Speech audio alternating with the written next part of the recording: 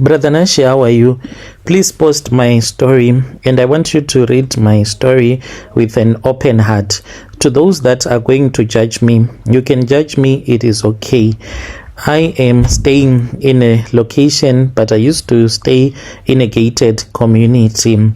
I am a Christian now. I used to go to church, but I used to go to church so that I can just socialize with other people, to show other people that my husband is rich. He buys me a lot of clothes, and he bought for me this brand new car. Do you know that most Christians right now, they do go to church so as to show off? I used to be in that lifestyle, and I was less prayerful than the way that I am right now. I am a 32-year-old South African woman who once had it all. Also, I thought that I had it all. I was living in my own fantasy world, and I was the queen to my kingdom. You will call me Thandi. It was in the year 2018 when I met a man who was a Nigerian. This man, he was someone that was very good in business. He was a good businessman, and when we met, I immediately fell in love with him. He was someone that was not a show-off kind of a person, even though he had a lot of cars that he had. When I went to his apartment where he was staying for the first time, I was even shocked that this guy whom I was looking down upon, he has all of these cars. I did not even know. This man, he treated me as if I was an angel, his goddess. When we finally got married, I even cried when we were at our honeymoon, because we were in Europe at this other beautiful hotel, and we were overlooking the city. We were seated by the balcony in privacy, and I just started crying, and I said, God, you finally did it for me. I thought that I had broken my family cycle of poverty. He told me that he wanted to make me so proud, and those that used to laugh at me or to laugh at my family, they were going to end up being jealous. Me and my husband, we then moved into a mansion. I'll say that me and my husband, we moved in a mansion in Bryanston just to protect my identity. When we started staying in that mansion, I can say that it was like a movie. It was like I was staying in a palace. There was a time when I even had 3 maids. That is how big my house was. 3 maids. When I was pregnant, he said that he did not want me to do anything. He did not even want me to bend, because he was afraid that I would hurt my back. He said, you need to relax and to rest, so that when it is time for you to go to labor, you would be powerful and strong to bring forth my child. But there were rules that I could not understand. Me and my husband, we were Christians, but my husband, like, he was a Muslim. That is like most Nigerians, they can be Christians, but at the same time they will tell you that they are into the Muslim religion. So he told me that in his religion, men and women, they are not supposed to pray together, in which I understood. So he bought me a little carpet which was from Saudi Arabia. It was very expensive, that carpet that he bought for me, the one that I was going to use for my own prayers. So this guy, what he did to me, like, it was just normal. Any woman would have believed that this was just normal praying that was going on. Because as for my husband, when it was time for him to pray, he would go into his own secret room that I was not allowed to enter. Even the maids, they were not allowed. But after I had started to know that my husband is a ritualist, one of the maids whom I hated, like, she understood my husband more than I did, so I did not like her at all. I then found out that the days when she was allowed to enter into that room, it was the days when she was on her period, something that I could not even understand. So I thought that maybe It was his Muslim culture. He has his own prayer room, and then he had a prayer room for me in which I would go into that room with my Quran that I did not read much often. I just read it because this was what my husband wanted me to do, even though he allowed me to go to my Pentecostal church on a Sunday. Life was so great, Brother Nashi. There was no problem at all. Me and my husband, we loved each other and we never fought.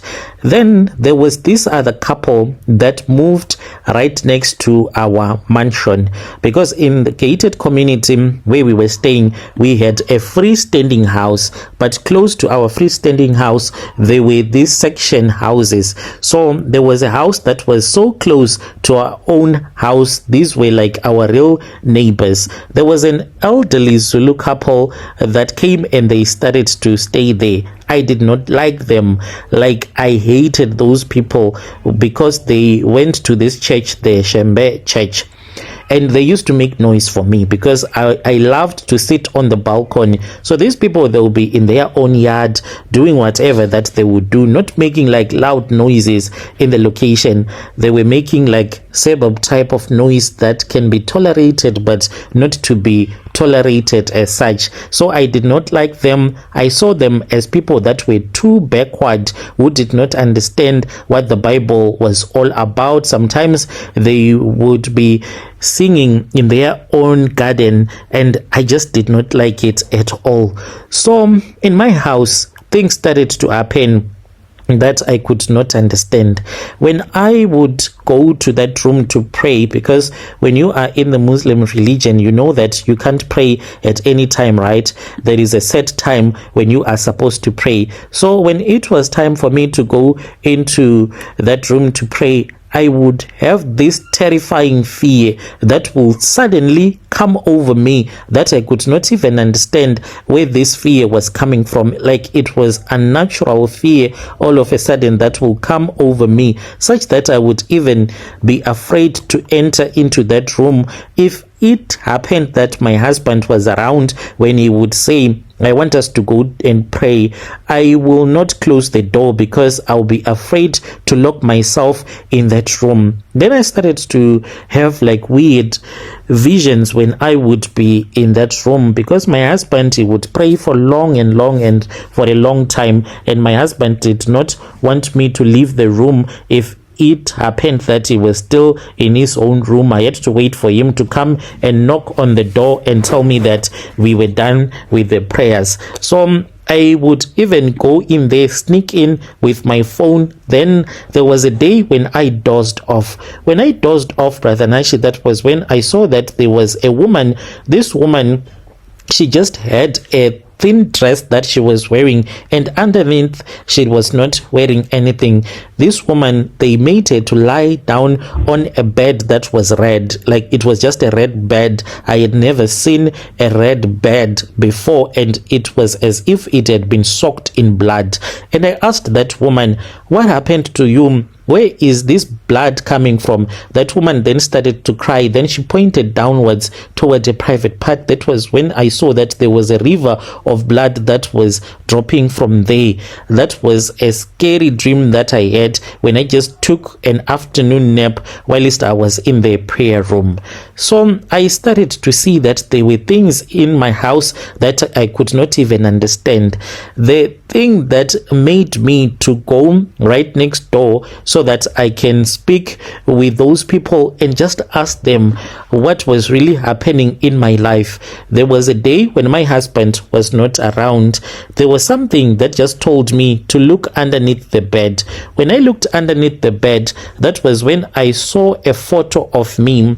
And this photo, it was inside of a bottle, a big mayonnaise empty bottle, but it was not empty as such. There was a little bit of red liquid that was at the base of the bottle, and around my photo there were hair clippings that I did not understand if it was my hair clippings, since my husband, He used to shave me and I used to shave him as well, and there were pieces of my dress that had mysteriously gone missing when my husband had visited his country, Nigeria.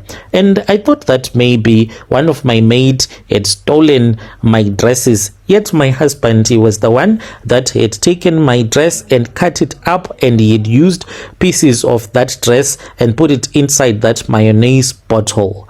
So I felt so much afraid, and my husband, he called me and he asked me what I was up to, as if he knew that I had seen the things that were underneath the bed, and I lied to him that I was just cleaning. And then he said, no, you do not have to clean. That is why we have maids. So I was afraid to continue investigating, because underneath the pictures there were other things that were there, but I did not want to continue because he told me that he was on his way coming to the house from the shop, because we owned a shop. He already owned that shop when I met him. So I stopped whatever that I was doing and I pretended to be watching TV by the time that he came back. That night I could not sleep, Brother Nashi. I felt as if there was someone that was standing on top of my chest when we went to bed. I started to feel this heaviness in my chest when I was still watching TV. By the time that he said, let us go and sleep, I could not walk properly because I was feeling as if I was carrying someone on my back. I struggled to go upstairs.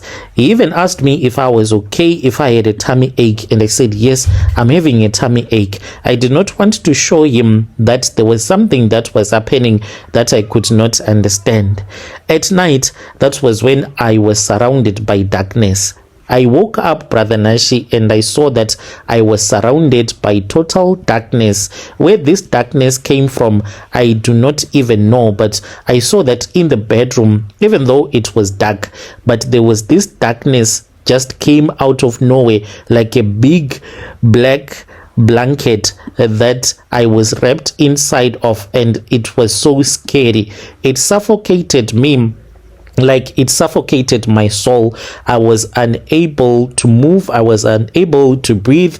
I was even unable to shout to my husband so that he can wake me up. This was not sleep paralysis. It was something that was different. It was as if there was someone that just wanted to kill me. But by the grace of God, I survived that night.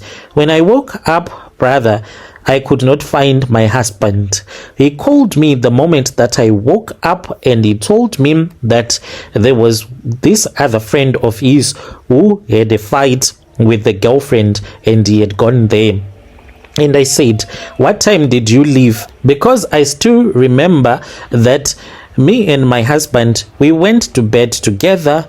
I was the one who was walking behind him, and I was the one that locked the door. But when I woke up after that spiritual attack, that was when my husband told me that he was not at home. He had gone to visit his friend who was fighting with the girlfriend. I said, okay, it's fine.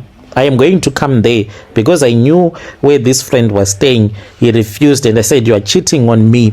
I got into the vehicle. I drove late at night, even though I was scared, because I still felt as if there was someone that was hanging on my back, and this made me to feel so afraid.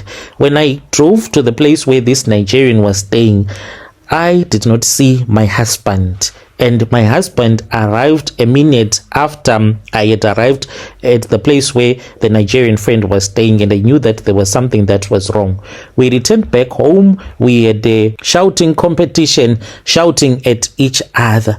The next day, I started to think about the things that were happening in my life. I was always sick, and what used to bother me was when I was on my period, the blood that would come out, sometimes it will be black mixed with some human tissue. There were times when I would have green blood, like it would be blood, but it would have a green color to it. It was something that I could not understand what was happening. So as a Pentecostal, you know, we do not use some of those herbs that the people from the other churches they use, like your tea, to cleanse your system. So I then thought of my neighbors, and I said, let me go and speak with these people so that they can assist me. It was not a simple decision because these were people that I would ignore.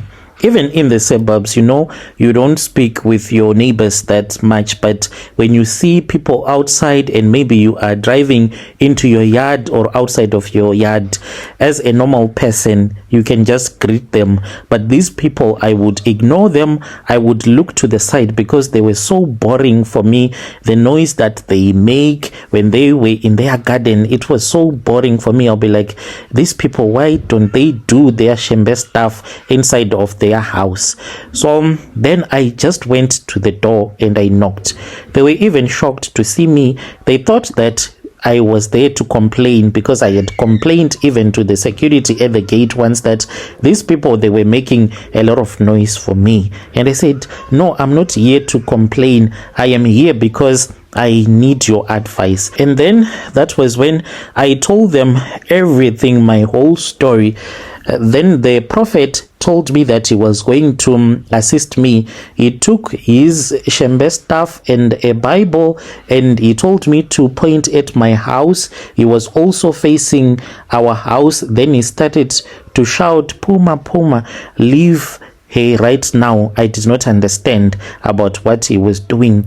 Then I felt a pressure that just snapped out of my chest and I fell down. When I regained my breath, I saw that I was not inside my house, but I was inside the house of those people. And then they started to pray over me. They gave me some white powder that they told me that I was supposed to just throw all over my house, sprinkle and sprinkle. Brother, the things that happened when I returned back to my house. The kids, they were in the lounge. So I went upstairs. Then I started to sprinkle in my bedroom.